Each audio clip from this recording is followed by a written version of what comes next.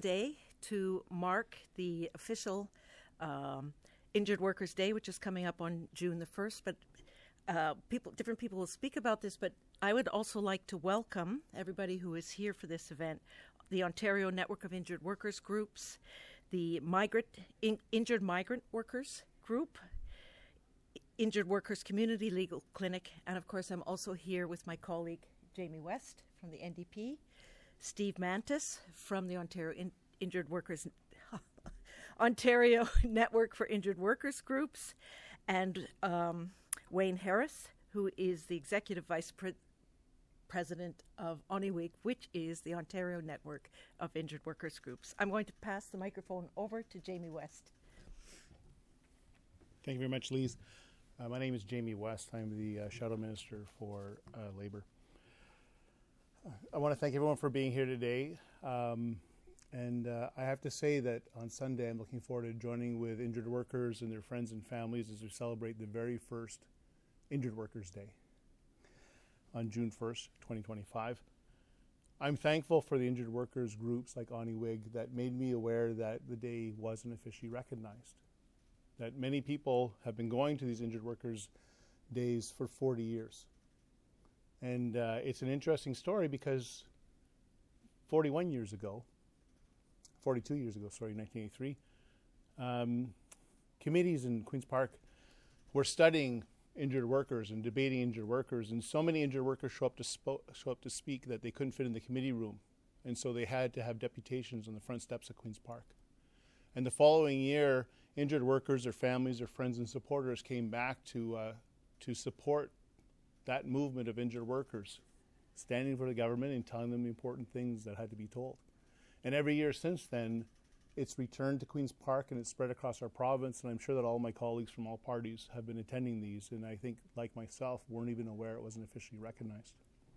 And so I'm very thankful to injured workers groups and families and friends for letting me know that we could fix this and address it, and I'm glad that on the 40th anniversary we were able to pass the bill, Bill 118, Injured Workers Day Act, so that we rectify this, so it would be recognized officially.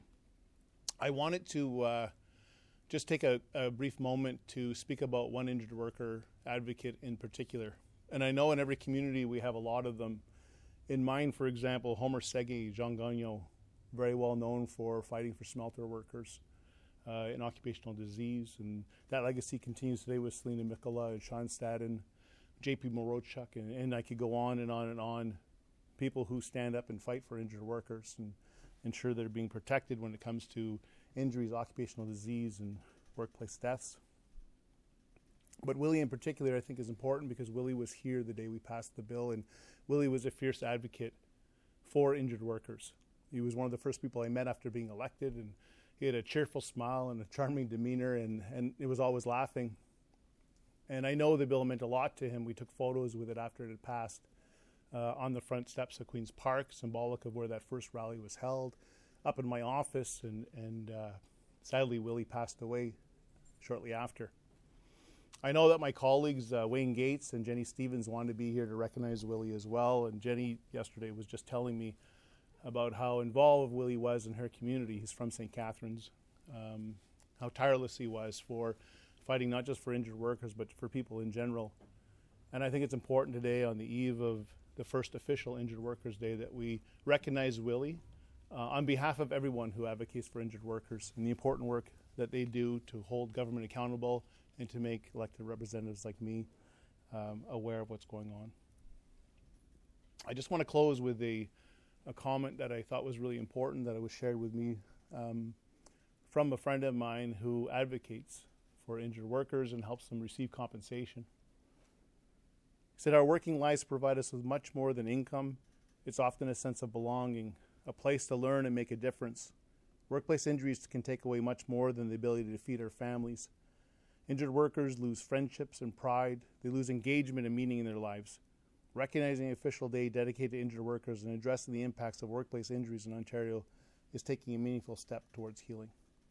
Thank you very much. Steve, would you like to speak?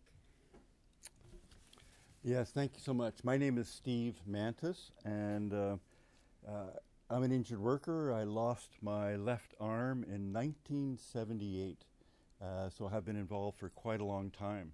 In January of 1984, we formed the Thunder Bay Injured Workers Support Group, which was an outgrowth of the things that happened on June 1st, 1983, where, as Jamie mentioned, 3,000 to 5,000 workers showed up to participate in a public consultation process about changes to the Workers' Compensation Act. And we celebrate this day because it was a big victory. Number one, it was a victory because oftentimes as workers who are injured and disabled, we feel invisible. We feel we've been thrown away and are no longer valued by our society. But by standing together, thousands of us, we went, no, we do have value. We are here, and we're having our voices heard. And so this has really set the tradition of our engagement in the public policy process to ensure that the voices of people with lived experience are able to be heard. And what we know over these years is that many workers who have been injured at work or made ill because of exposure to toxic substances end up suffering on many levels. Maybe 10,000 a year end up in poverty, losing their homes, losing their mental health, and struggle financially along the way. So today and June 1st, coming up on Sunday, is the day where we could again stand up and say, we're here. We're no longer invisible. We think our public systems need to be improved to look after all workers, to look after all people who are suffering along that way. And I want to thank Jamie and Lee's big time for bringing this forward and making it an official day, the first time in over 40 years. And I want to hearken back to that day in June 1st, 1983, when there was a public hearing. And another worker, also who had lost his arm at work, Tony Morrow, stood up and read a poem that he had written. And I want to now share his poem. He said, "O Canada, we gave you the very best. This we say with pride. We gave you nothing but the best. We gave you our blood, our bones, our flesh. We made you the most beautiful. We made Toronto the queen of cities. We built all the office towers and homes. O Canada, you are the envy of all. O Canada, we built you up, our blood mixed into your cement. We are but innocent victims of a progress we paid dearly for. Mothers destroyed by pain, spouses staring at loss, children without a parent. What else do you want? The day of our injury was the loss of our human rights. Not even our pension plan wants our contribution now. No compensation for pain, charity from month to month, looked at from provincial lenses, but we're not perfectly Canadian. A life of hell, confined to the margins of society. Why was justice denied? Why the trip from pride to begging?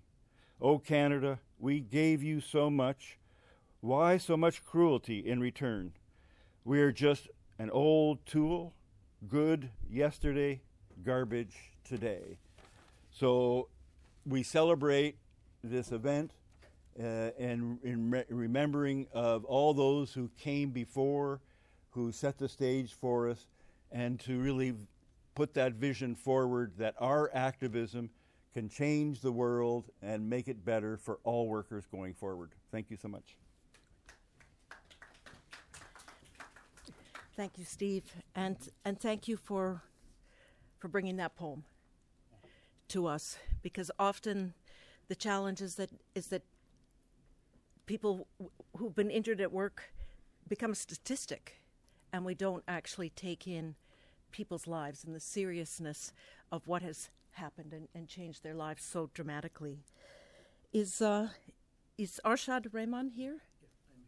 Oh, but please come. Yeah, thank you very much. Thank you. Hello, everyone. My name is Arshad Rahman. I am a member of Injured Workers Action for Justice. I got injured at work on September 10, 2019, suffering a lower back injury that has since become chronic. 6 months later, I experienced another workplace injury, which led to a psychotraumatic injury and disability, including an adjustment disorder with mixed anxiety, depression, panic attacks, and now worsening up to my PTSD. Despite 6 years of struggle, the WSIB still denied my claim. My life has been devastated, and I am unable to work because of my work injuries. This year marks the 42nd anniversary of Injured Workers Day, and it's significant that the Ontario government is officially recognizing it for the first time. We want to take time to celebrate this milestone while recognizing that the fight for justice and fair compensation continues today. It is unacceptable that this year $2 billion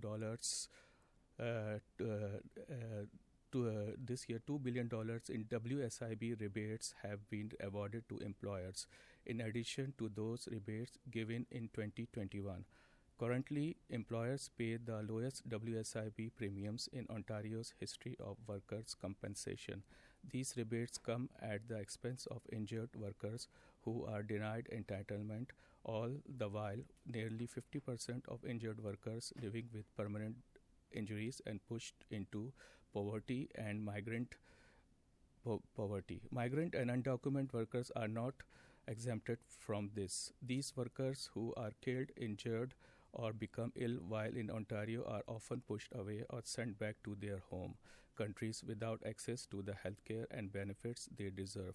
The current system fails to protect these workers in precarious jobs. For instance, Delmark is an injured migrant worker who sustained injuries on an Ontario farm but was sent back to Jamaica. This left him and his family. This led him and his family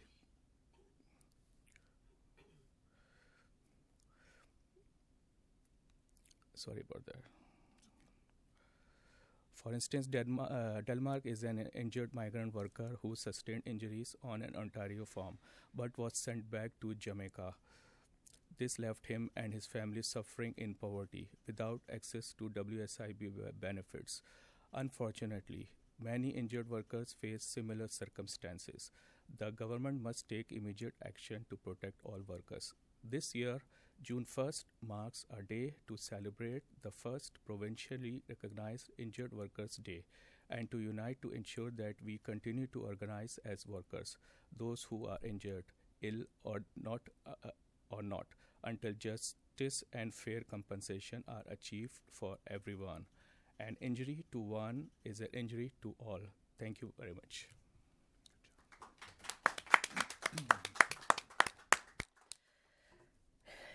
Arshad mentioned the rebates that have gone back to government.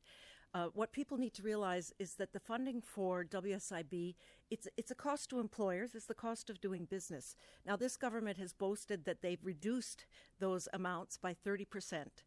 And then they have taken that money and given it as rebates back to employers. So we have had $2 billion go the first time, I think $2.5 billion, all within the space of a year. That's $4.5 billion taken out of funds intended to support injured workers, people who have inhaled toxins, whose lives have been utterly changed.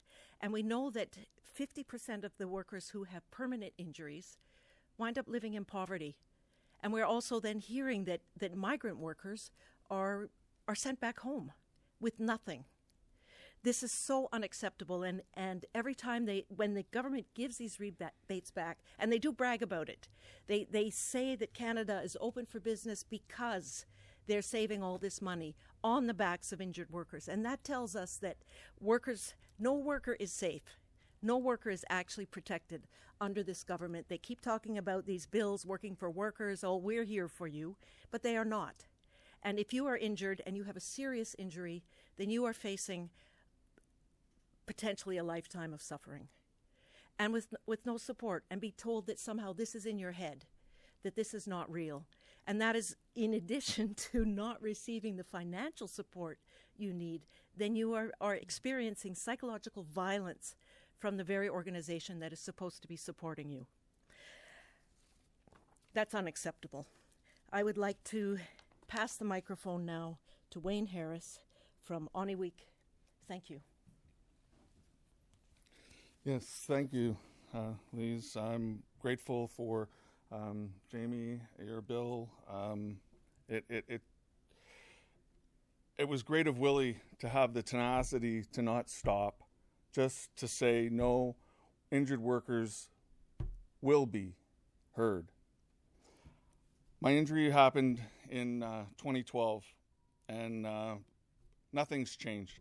The WSIB operates the same. And I'm afraid, and why I tell my story, is because people shouldn't have people should have the ability to listen to their doctors. The WSIB has the ability to this day to send people back to work while they're still on medications, opiates being a hard one. Anyone that knows me knows that I'm here to make sure in any way I can that people know it's not okay to be going back to work well on opiates, even if the WSIB or the WSI bullies tell you that you have to go back to work well on opiates. This is not okay. Because I was unable to listen to my doctors and I was taking opiates at work, something I'm not very proud of, but I happened. I had my surgery fail because I couldn't feel the pain while I was working. The opiates covered all of this for me. It didn't matter to the WSIB because they had a tool in their toolbox, and it's called deeming. They deem people fit and capable of working. I was waiting to have a full reverse shoulder replacement, and the WSIB told me that I should be out looking for a job. I was just trying to keep focused on what was going to happen. We need to talk about these things. We need to stand up and make sure that people understand, because there's not one person in this room today or listening that can tell me when the next accident's going to happen, how it's going to happen, where it's going to happen. They just happen.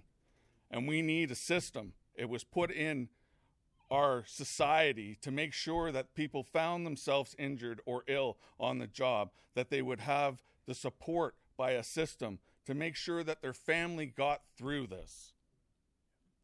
So I'm asking everyone, come out June 1st, Queen's Park, and celebrate our victory and having injured workers acknowledged. And let's start having adult conversations about what can happen when you have an injury and what needs to happen by these systems. The WSIB should be there for you, not to make sure that you're deemed and forgotten about. Thank you very much for the opportunity to speak here today. I'm grateful. Thank you.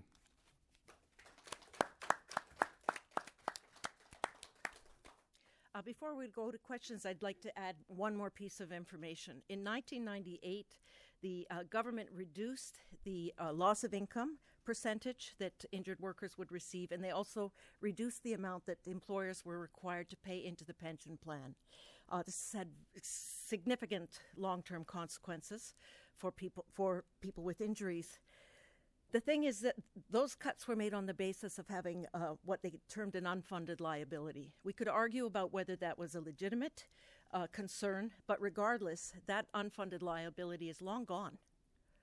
And workers were promised those rates would be returned to their previous level once that unfunded liability was gone. And that has not happened. Instead, the government is taking that money and providing a rebate to employers that, frankly, it's not part of the contract.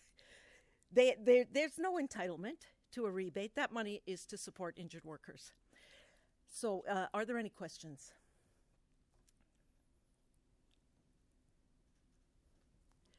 All right, well, I want to thank everybody for being here today. Thank you, Steve, Arshad, Wayne, and Jamie. Thank you. And I hope that people will come out in force wherever you live on June 1st to mark the first official Injured Workers' Day. Thank you. Thank you.